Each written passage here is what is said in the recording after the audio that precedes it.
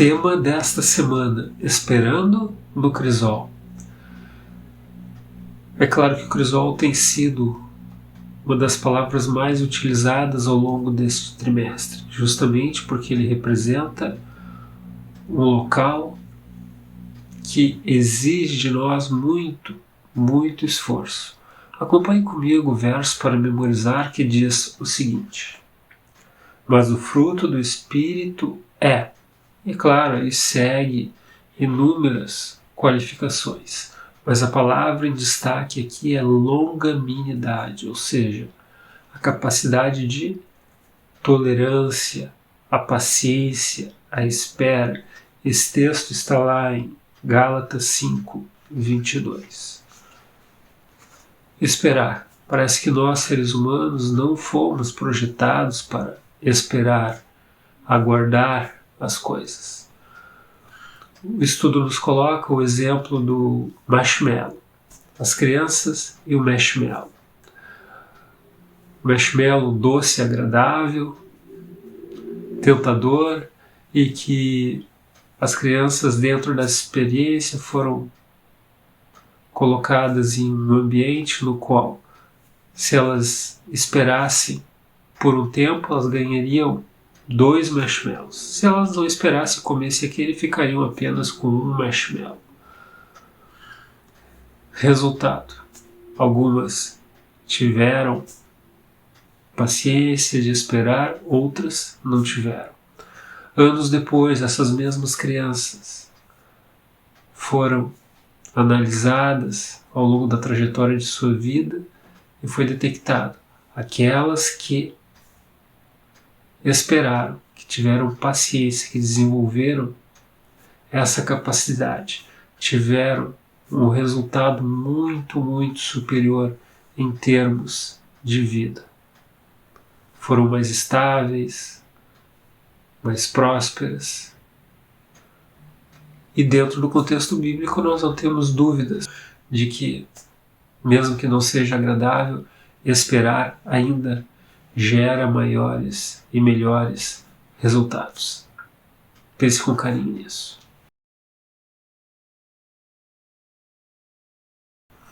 Vamos falar agora de o Deus da paciência. Já parou para imaginar se Deus não tivesse paciência? Nós, seres humanos, somos impacientes. Portanto, quando desejamos desenvolver a habilidade da paciência, não temos maior exemplo do que o nosso próprio Deus, do que a própria representação de Jesus Cristo.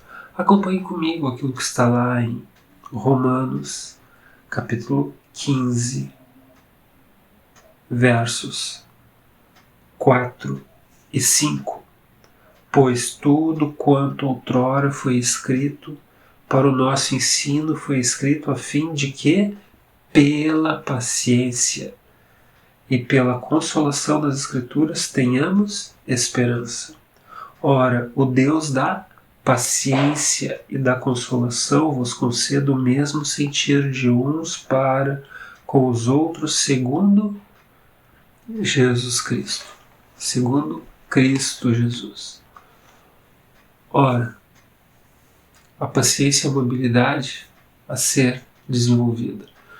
Nós não a temos de forma natural. Ela não brota naturalmente em nosso ser, mas é algo que deve ser desenvolvido. Nós não gostamos de esperar um atendimento médico, nós não gostamos de esperar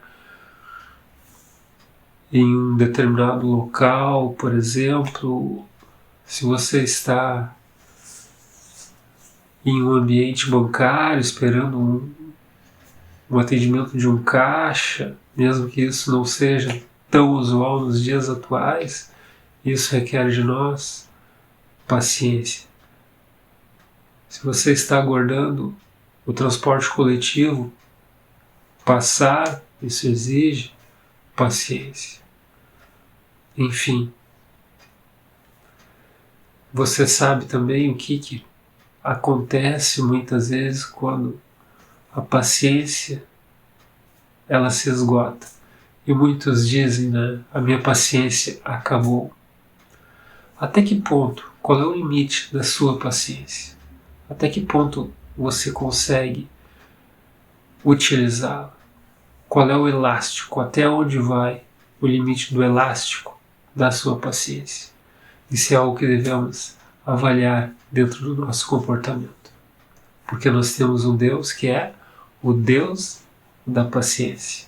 Que bom se nós conseguíssemos absorver dele esse tipo de postura e comportamento, não é mesmo?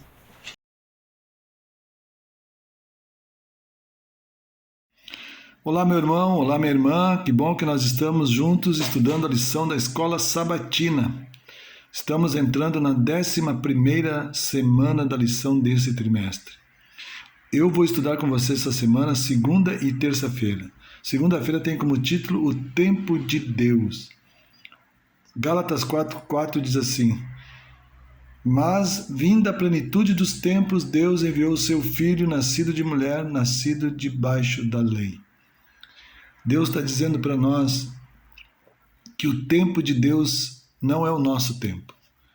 Não adianta ficarmos impacientes, porque o tempo de Deus vai chegar e nós temos apenas que fazer uma coisa: estarmos preparados para aquele momento especial em nossa vida. Paulo diz assim nesses versos que Jesus veio para morrer por nós no tempo certo, mas não nos diz que aquele foi o tempo certo.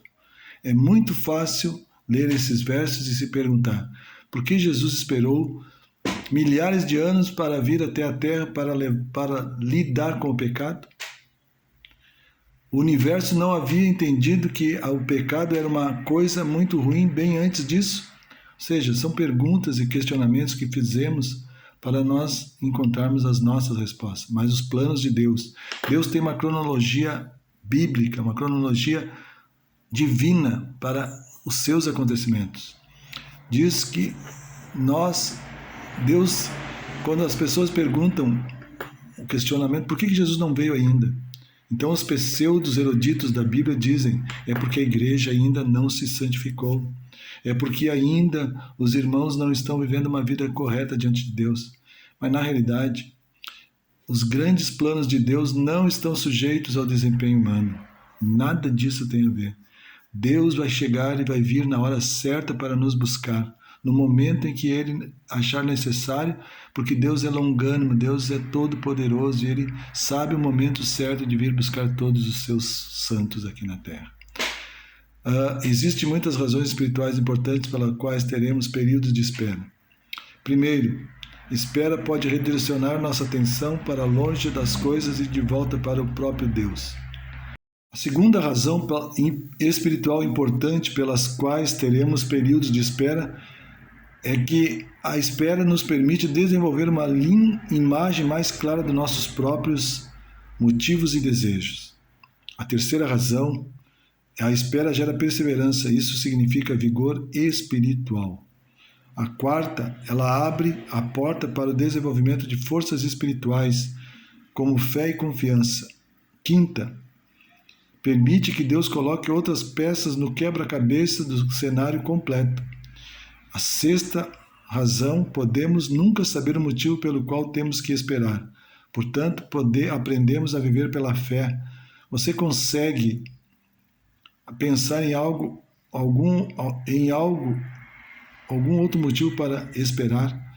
Queridos, a espera, ela tem que gerar em nós confiança, ela tem que gerar em nós perseverança, ela tem que gerar em nós amor a Cristo, porque não cabe a nós ficarmos impacientes esperando, porque Deus tem o seu tempo, e Deus não vai mudar o seu tempo para agradar o ser humano. Deus tem tudo arrumado de forma cronológica, e no tempo de Deus, conforme nós lemos em Romanos 5:6 e Gálatas 4:4, Deus vai vir buscar os salvos para morar eternamente com Ele. O que nós precisamos desenvolver nesse momento é paciência, é fé. Fé nas promessas de Jesus. Jesus disse, não se turbe o vosso coração. Na casa de meu Pai há muitas moradas. Não se turbe o vosso coração. Credes em Deus, credes também em mim. Na casa de meu pai há muitas moradas. Se assim não fora, eu teria dito: vou preparar-vos um lugar. E quando eu voltar, a promessa da segunda vinda, eu vos levarei para morar eternamente comigo. Então, nós precisamos exercer fé nessa promessa maravilhosa de Jesus. Se ele veio a primeira vez, se ele morreu para nos salvar, ele vai voltar a segunda vez. Tenha fé e muita perseverança. Não desista de Jesus em nenhum momento da sua vida. Que Deus o abençoe. A minha oração por mim e por vós. Amém.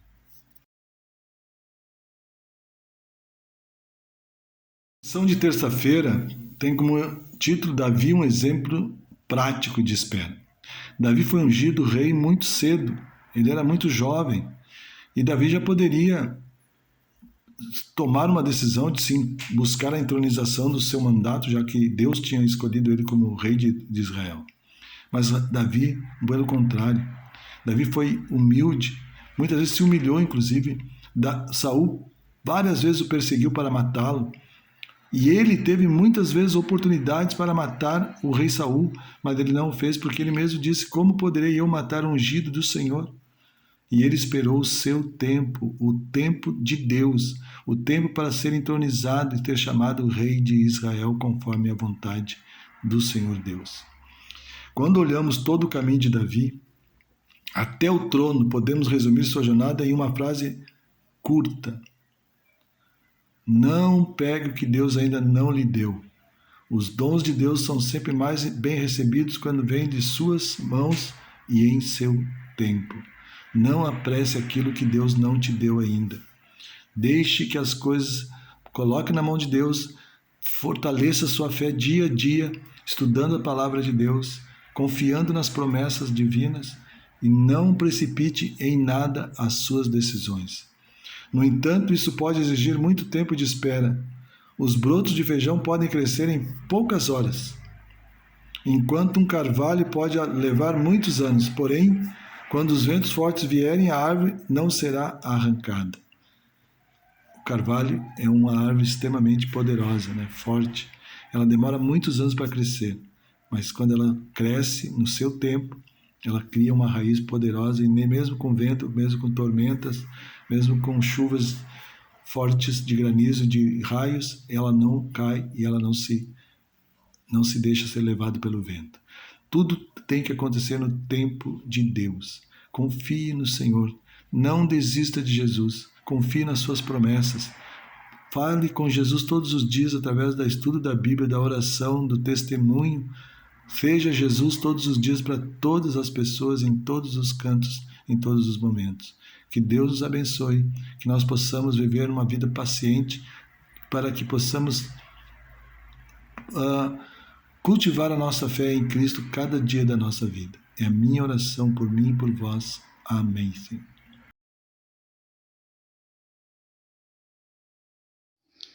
Irmãos, nossa lição de quarta-feira, quando vai falar de precipitação, primeiramente ela fala sobre o profeta Elias, naquela história que se deu no Monte Carmelo, que está lá no livro de 1 Reis, no capítulo 18.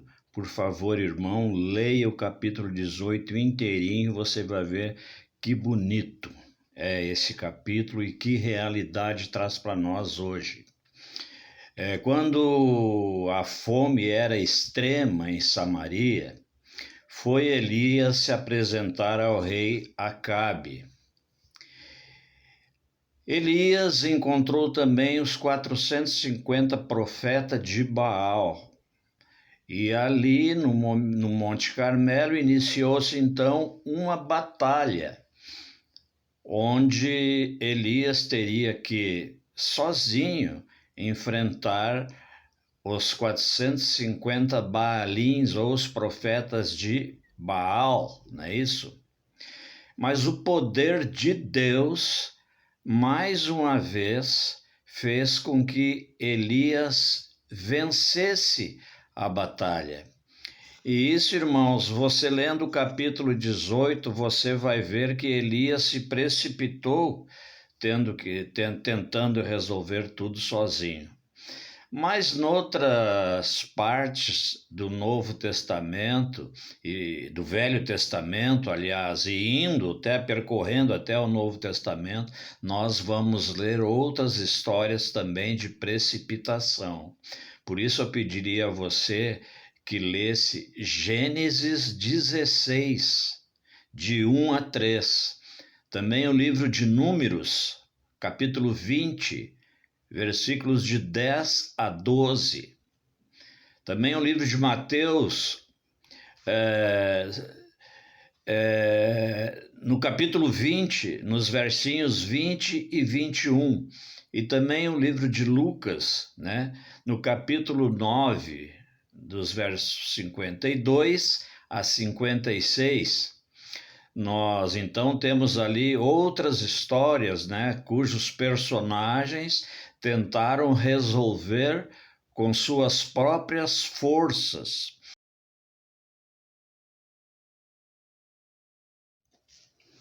Irmãos e irmãs, a síntese da nossa fé, eu diria que é ter prazer no Senhor. Porque de Gênesis a Apocalipse, a Bíblia, a nossa palavra de Deus, está repleta de promessas, né? E nós sempre temos e devemos ter prazer nas promessas do Senhor.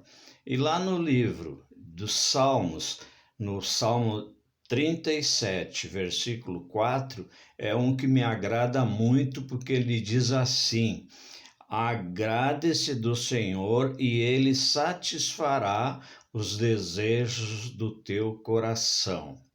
O que você vê nesse contexto quando Davi escreveu? Agrade-se do Senhor e ele satisfará os desejos do teu coração. Me parece assim que ele quer dizer que nós podemos prosperar, mas prosperar na justiça de Deus, agradando-se dele, porque é ele que promove tudo em nós, né? E no livro, ainda no mesmo capítulo 37 de Salmo, o profeta Davi ali nos dá vários conselhos. E logo no versículo 1, ele diz para você não se irar, porque muitas vezes talvez nós possamos pensar assim: como é que fulano não trabalha tanto e tem muito? Ou ele não faz quase nada e é rico, né? E eu que trabalho tanto, pouco tenho. Olha, irmão, isso aí é quase uma blasfêmia, né? Então, Davi está nos dizendo ali que nós não devemos nos irar, nos alterar, porque afinal de contas tudo vem de Deus, não é isso? E ele dá aquilo que você merece, aquilo que melhor lhe apraz. Já no 5, ele manda que confiemos em Deus. Você deve confiar em Deus e o mais ele fará, como sempre fez. Já no versinho 8, ele diz que não devemos guardar a ira, não devemos nos irar, não é isso? Então nós temos ali, né, no capítulo 37, várias promessas, várias advertências, vários conselhos, né, que nós podemos aproveitar, né, para a nossa vida, é lógico. E, em última análise, eu até diria que tudo que está na Bíblia serve para o nosso ensinamento. Então você, se tiver um tempinho, leia esses versículos que eu lhe dei, no capítulo 37 do livro de Salmos. O importante seria, né, você ler todo ele para você colher dali os ensinamentos para a sua vida.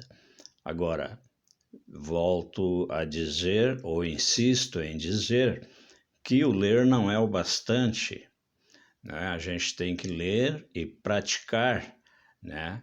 Porque só assim estaremos, né, cumprindo com a lei de Deus e aquilo que ele nos deixou como foco. Amém? finalizando o nosso estudo. É claro que a paciência, ela muitas vezes envolve sofrimento. Sim, envolve momentos de angústia, quando nós estamos ansiosos, aguardando uma resposta, aguardando uma manifestação de acordo com as nossas expectativas. E ela não vem. Nós temos o nosso tempo. Deus tem o seu tempo. E quando não há um sincronismo no tempo de Deus com o nosso, nós acabamos ingressando na fornalha da aflição, no crisol, momentos de angústia, de desespero, de questionamento, sim. Nem todos nós temos ou conseguimos exercer e desenvolver a paciência que seria o nível de tolerância ideal. Mas aqueles que esperam em Deus, aqueles que conseguem estender, ampliar o seu nível de tolerância, esses colhem ótimos resultados. O que você prefere? O imediato, que as coisas aconteçam de forma imediata, mas incompletas, ou de forma um pouco mais prolongada, mas completas? Avalie e reflita sobre isso. Nos encontramos na próxima semana com um novo estudo. Até lá. Tchau, tchau. Em Deus, cuja palavra eu exalto, ponho a minha confiança e não temerei. Que me pode fazer um mortal? Em nome de Jesus. Amém.